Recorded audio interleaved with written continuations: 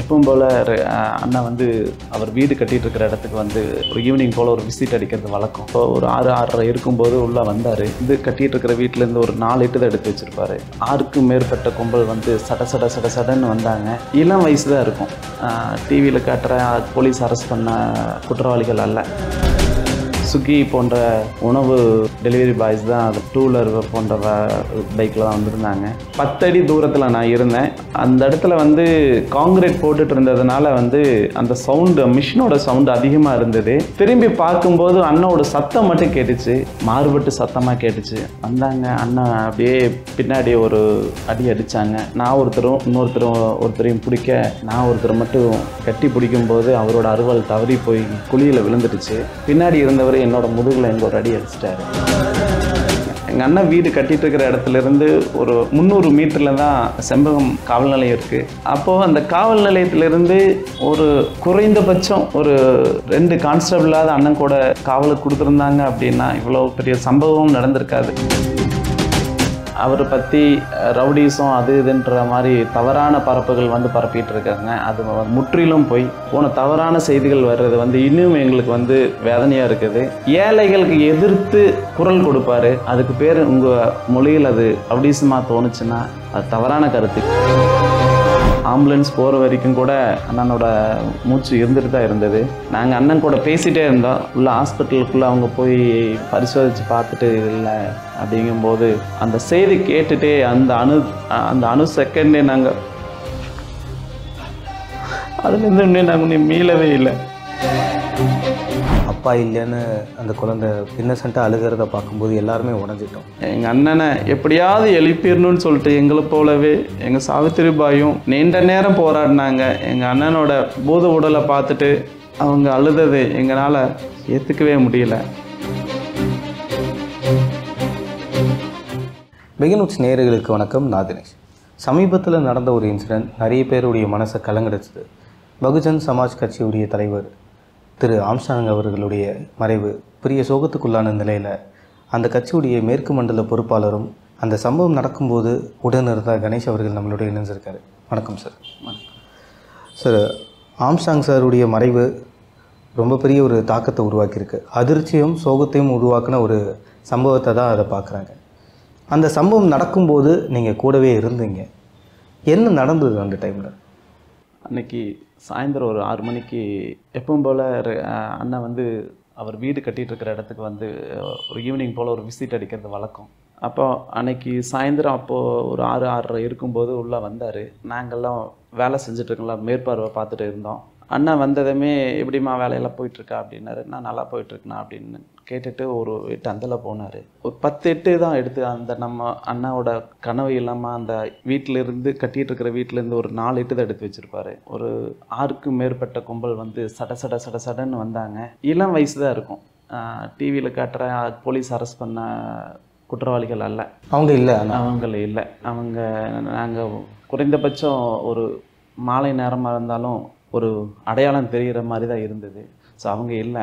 மிக குறைந்த வயதை கொண்ட இளம் நபர்கள் வந்து 6க்கும் மேற்பட்ட நபர்கள் ஸ்விக்கி போன்ற உணவு டெலிவரி பாய்ஸ் தான் அதில் 2 வீலர் போன்ற பைக்கில் தான் வந்திருந்தாங்க.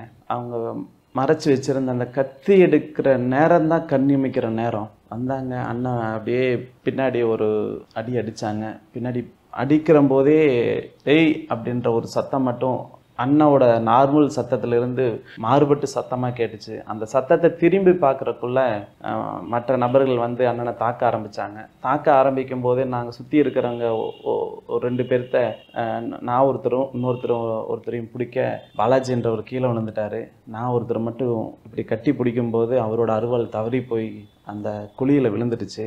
பின்னாடி இருந்தவர் என்னோட முதுகில் எங்கே ஒரு அடி அடிச்சிட்டாரு. இவ்வளோ பெரிய ஒரு தேசிய கட்சியில் ஒரு மாநில தலைவராக இருக்கிற டைனமிக் லீடர், சமத்துவ தலைவர் எங்கள் அண்ணனுக்கு வந்து ஒரு குறைந்தபட்ச ஒரு பாதுகாப்பு கூட கொடுக்காத இந்த தமிழக அரசு, காவல்துறை, உளவுத்துறை எல்லாத்தையும் நான் வன்மையாக கண்டிக்கிறேன். குறைந்தபட்சம் 2 கான்ஸ்டபிளாவது அண்ணன் கூட இருந்திருந்தாருன்னா இவ்வளோ பெரிய சோக சம்பவம் எங்களுக்கு பேரழிப்பு வந்திருக்காதுன்னு சொல்லிட்டு நாங்கள் நினைக்கிறோம். இப்போ அந்த இடத்துல இருக்கும்போது நீங்கள் சொல்கிறத பார்த்தா 6க்கும் மேற்பட்டவங்க வந்தாங்கன்றீங்க. இப்போ இப்போ போலீஸ் அரெஸ்ட் பண்ணது எல்லாம் சஸ்பெக்ட்னு சொன்னாங்க. சில பேர் கொண்டவங்களே இவங்க தான் சில இடத்துலலாம் வெளியில் வருது. இப்போ அரெஸ்ட் பண்ணவங்க நீங்கள் பார்த்தவங்களுக்கும் அரெஸ்ட் பண்ணப்பட்டவங்களுக்கும் ஃபுல்லாகவே மாறுபட்டு இருக்காங்களா? முற்றிலும் மாறுபட்டிருக்கு.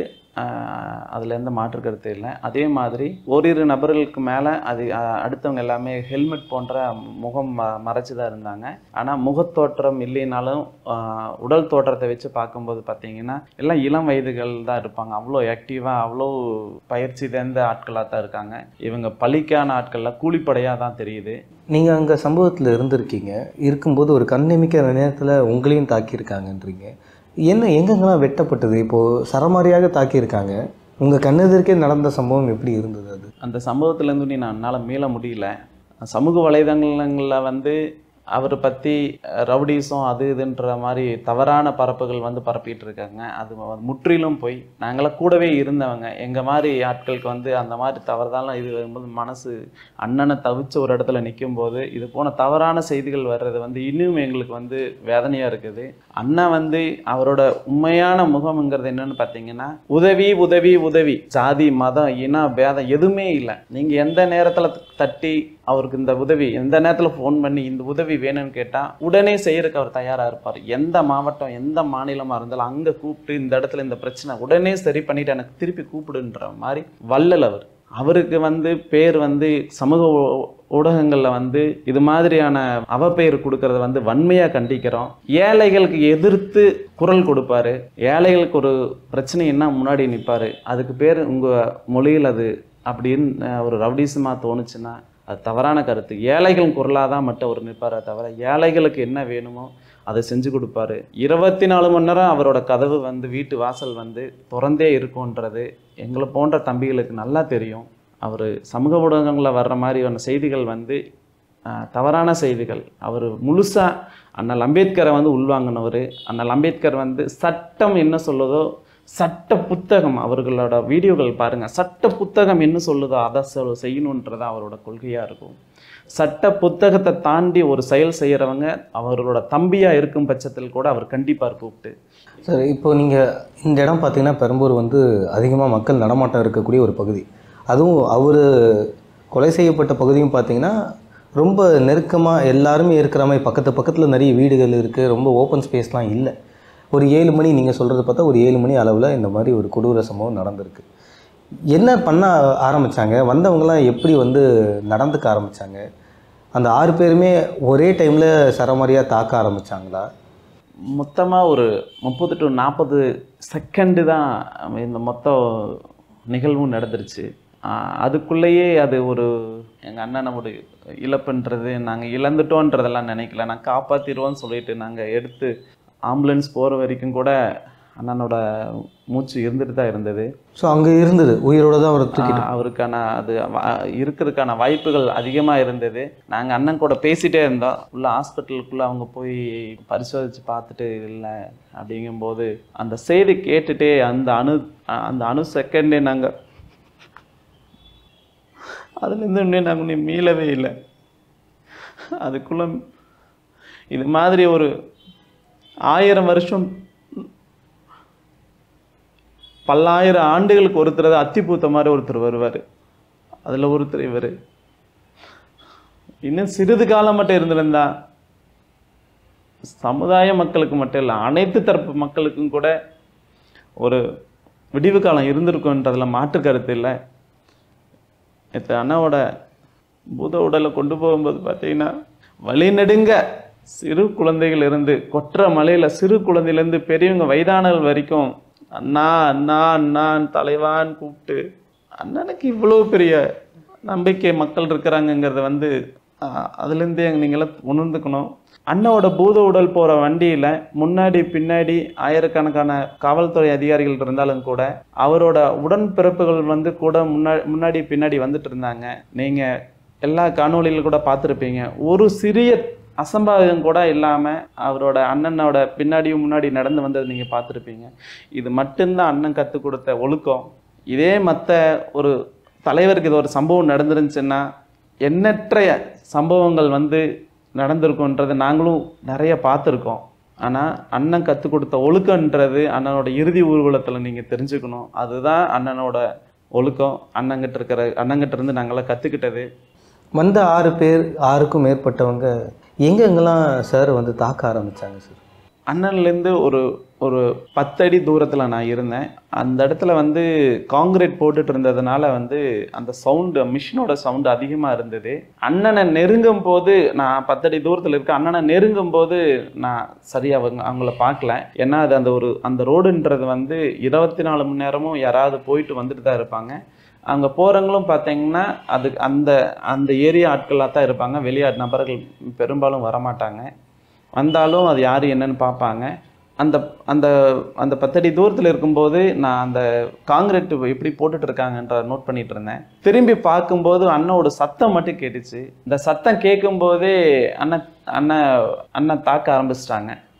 அந்த 10 அடி தூரத்தில் எடுத்து வைக்கிறதுக்குள்ளேயே ஒருத்தர் இப்படி வெட்ட போகிறாரு. அவரை நான் பிடிக்கும்போது அவரோட அருவாள் போய் கீழே விழுந்துடுச்சு. இவ்வளோதான் நேரம், மொத்த நேரமே. நான் அந்த 10 அடி தூரத்துலேருந்து அந்த நபரை பிடிக்கிறேன். அந்த பிடிக்க நேரத்துக்குள்ளே அண்ணன் கீழே விழுந்துட்டார். மொத்தமாக 30 to 40 செகண்டு தான் அதிக. முக்கியமாக நிறைய விஷயங்கள் சாரை பற்றி பேசிக்கிட்டு இருக்கும்போது, உளவுத்துறை சார்பில் நிறைய அரசியல் சார்ந்து கட்சிகளில் இருக்கக்கூடியவங்களாம் உளவுத்துறை வந்து தோத்துருச்சு அப்படின்ற ஒரு முக்கியமான விஷயத்த முன்வைக்கிறாங்க. அவங்களுடைய கருத்துக்களாக அது இருக்குது. உளவுத்துறையிலேருந்து அவங்க தவறிட்டாங்கன்னு நீங்கள் நினைக்கிறீங்களா? எங்கள் அண்ணன் வீடு கட்டிகிட்டு இருக்கிற இடத்துலேருந்து ஒரு 300 மீட்டரில் தான் செம்பகம் காவல் நிலையம் இருக்குது. அப்போது அந்த காவல் நிலையத்திலேருந்து ஒரு குறைந்தபட்சம் ஒரு 2 கான்ஸ்டபிளாவது அண்ணன் கூட காவலுக்கு கொடுத்துருந்தாங்க அப்படின்னா இவ்வளோ பெரிய சம்பவம் நடந்திருக்காது. நாங்கள் இன்றைக்கி தேசிய கட்சியோட மாநில தலைவரை இழந்திருக்க மாட்டோம், எங்கள் அண்ணனை இழந்திருக்க மாட்டோம். எங்கள் சமூகத்தின் மிகப்பெரிய நம்பிக்கை தூண் மூர்த்தியாருக்கு அப்புறம் அண்ணன் தான் சமூகத்தை வழிநட. சமூகம் மட்டுமல்ல, அனைத்து தரப்பு மட்டும், ஜாதி மதம் தாண்டி அனைத்து மக்களுக்கும் மக்கள் நலன் மட்டும்தான் கருதி இருந்தார். முக்கியமாக அவர்கிட்ட எப்போவுமே ஒரு 20 லட்ச ரூபா மதிப்பில் ஒரு கன்று இருக்கும். அந்த கன்று இல்லாத விஷயங்களை பார்த்து தான் இது ஸ்கெட்ச் பண்ணியிருக்காங்க அப்படின்ற விஷயம்லாம் பேசுகிறாங்க. பெரும்பாலான நேரங்களில் வந்து நாங்கள் பார்த்த வரைக்கும் கன்னுன்ற ஆயுதமெல்லாம் அவருக்கு பாதுகாப்பு இல்லை. நாங்களே பெரும்பாலான தம்பிகள் கூட இருப்போம். மக்கள் வெள்ளம் இருக்கும். எப்போவுமே ஏதாவது ஒரு பிரச்சனையை வந்து அவங்க ஏதாவது ஒன்று குறைத்து எடுத்துகிட்டு வருவாங்க. அது சார்ந்ததே இருப்பாங்க. தவிர அவருக்கு பாதுகாப்புன்றது மக்கள் தானே தவிர அவர் வைத்திருக்கிற துப்பாக்கியோ மற்ற சாதனங்களோ எதுவும் இல்லை. எப்போவுமே கூட்டமாக இருக்கக்கூடிய நீங்கள் அன்னைக்கு இப்போது பொதுவாக பார்த்தீங்கன்னா எப்போவுமே ஜனம் இருப்பாங்கன்றீங்க. எப்போவுமே அதுவும் பப்ளிக் இருக்கக்கூடிய பிளேசஸில் தான் இந்த மர்டர் நடந்திருக்கு. இந்த கொலை சம்பவம் பொறுத்த வரைக்கும் பார்த்தீங்கன்னா ரொம்ப நாளாக நோட்டம் விட்டு நடந்ததாகவும் கூறப்படுது. இல்லை, அன்றைய தினம் மட்டும் ஒரு சில நபர்கள் வந்து வழக்கத்துக்கு மாறாக வந்து அந்த சைடு வந்துட்டு போனது நானும் பார்த்துட்டு தான் இருந்தேன். ஆனால் ஏதோ ஒரு உணவு டெலிவரி பண்ணுற பாய்ஸ் மாதிரி அந்த உடை அணிஞ்சிருந்ததுனால எங்களுக்கு பெரும்பாலும் பெருசாக ஒன்றும் தோணலை. அது மாதிரி ஒரு எண்ணத்துலேயும் நாங்கள் இல்லை. அடுத்தடுத்த திட்டங்கள் பற்றி அவர் பேசுவார். அந்த திட்டங்கள் பற்றி தான் நாங்கள் அது இருப்போமே தவிர இந்த மாதிரி ஒரு எச்சரிக்கையாக இருக்கணும், ஒரு ஆபத்து வந்துடும், ஒரு நம்மளுக்கு உடனே ஒரு பிரச்சனை இருக்குன்றது மாதிரி நாங்கள் என்றைக்குமே அவருக்கு எங்கிட்ட பகிர்ந்துட்டதும் இல்லை. நாங்கள் அது நினச்சதும் இல்லை. அவருடைய உடல் கூட பார்த்திங்கன்னா அவருடைய பூத உடலை அடக்கம் பண்ணக்கூடிய அந்த பெட்டியை கூட ஜெய்பீம்ன்ற வார்த்தை இருக்கிறதா இருக்கட்டும், அதுக்கான அந்த புத்த துறவிகளோடு எப்படி வந்து அடக்கம் பண்ணுவாங்களோ அதுக்கான முறைகளோடு தான் இறுதி சடங்குலாம் செய்யப்பட்டது. அவரை வந்து நல்லடக்கம் செய்யணுன்றதுக்காக நிறைய பேர் வந்திருந்தாங்க. அந்த மலையிலையும் அவருக்காக வழி நெடுங்க ஃபுல்லாக நடந்து வந்திருந்தாங்க. கிட்டத்தட்ட பல கிலோமீட்டர், 10க்கும் மேற்பட்ட கிலோமீட்டர் நடந்தே வந்து அவங்க வந்து அஞ்சலி செலுத்தி இருந்தாங்க. நீங்கள் பேசும்போது கூட ஒவ்வொரு இடத்துலையும் அண்ணா அண்ணான்னு தான் கூப்பிட்றீங்க. அந்த அளவுக்கு பார்த்துருக்காரு. அவர் கூட இருக்கிறவங்கள அனைவரையும் ஏமா தம்பின்றதை தவிர எந்த ஒரு தவறான ஒரு சொற்களையும் உச்சரிக்க மாட்டார். அவர் கூட இருக்கிற எங்களையும் கூட ஒரு வார்த்தை தவறான வார்த்தையில் உச்சரிக்க விட மாட்டார். ஒழுக்கத்தை வந்து கற்றுக் கொடுத்தவர். சமுதாயத்தில் எப்படி இருக்கணும், ட்ரெஸ் சென்ஸ் எப்படி பண்ணணும், அழகாக எப்படி பேசணும், சட்டத்தை எப்படி தெரிஞ்சுக்கணும், ஒவ்வொரு வீட்டிலையும் சட்ட புத்தகம் இருக்கணும், அண்ணல் அம்பேத்கர் ஃபோட்டோ இருக்கணும் அப்படிங்கிறத வந்து எல்லாத்துக்கிட்டையும் சொல்வார். ஏன் இருக்கணும்னா அவங்க மட்டும்தான் ஜாதி மதம் கடந்து நம்மளுக்கான உரிமைகளை மீட்டு கொடுக்கறது இந்த ரெண்டுன்றதை தான் உணர்த்தி சொல்வார். ஆம்ஸ்ட்ராங் சார் வந்து நீண்ட நாட்களாக கல்யாணம் பண்ணிக்காமல் அப்படியே இருக்கும்போது அவருக்கு அழகான ஒரு குழந்தையும் பிறந்திருக்கு. எல்லாருக்குமே உடஞ்ச ஒரு தருணம் என்னன்னு பார்த்திங்கன்னா, அந்த குழந்தையுடைய அழுகையை பார்க்கும்போது தான். அப்பா இல்லைன்னு அந்த குழந்தை இன்னசென்ட்டாக அழுகிறத பார்க்கும்போது எல்லாருமே உடஞ்சிட்டோம். அந்த பாப்பா பற்றி சொல்லுங்கள். அவங்களுக்கு என்ன வயசாகுது சார்? எங்கள் சின்னத்தாய் சாவித்திரிபாய் வந்து பார்த்திங்கன்னா, அவங்களுக்கு பேர் வச்சது பார்த்திங்கன்னா, எங்கள் தேசிய தலைவர் பெகன்ஜி மாயாவதி அவங்க இந்தியாவின் முதல் பெண் ஆசிரியை சாவித்திரிபாய் பூலே அவர்களது நினைவாக எங்களது அண்ணன் பொண்ணுக்கு இந்த பெயரிட்டாங்க. சாவித்திரிபாய் சொல்லும்போது ரசித்து நாங்கள்லாம் கேட்போம். அவங்க விளையாடுற தருணங்களும் அண்ணா குழந்த மாதிரி மாறி அவங்க கூட விளையாடுறதும் நாங்கள்லாம் ரசிச்சிருக்கோம். அந்த குழந்தைய பற்றி சொல்லியிருப்பார்ல, இந்த ஸ்கூலில் சேர்க்கணும், இதை படிக்க வைக்கணும். என்ன வயசாகுது பாப்பா? அவங்களுக்கு இப்போது 2 வயசு நடக்குது. ஓராண்டு நிறைவை வந்து இப்போ தான் மிகப்பெரிய அளவில் அண்ணன் சந்தோஷத்தோடு கொண்டாடினார். அதிலெல்லாம் நாங்கள் பங்கேற்றுக்கிட்டோம். அது மட்டும் இல்லை, எங்கள் அண்ணனை எப்படியாவது எழுப்பிடணும்னு சொல்லிட்டு எங்களை போலவே எங்கள் சாவித்திரிபாயும் நீண்ட நேரம் போராடினாங்க. எங்கள் அண்ணனோட பூத உடலை பார்த்துட்டு அவங்க அழுதது எங்களால் ஏற்றுக்கவே முடியல.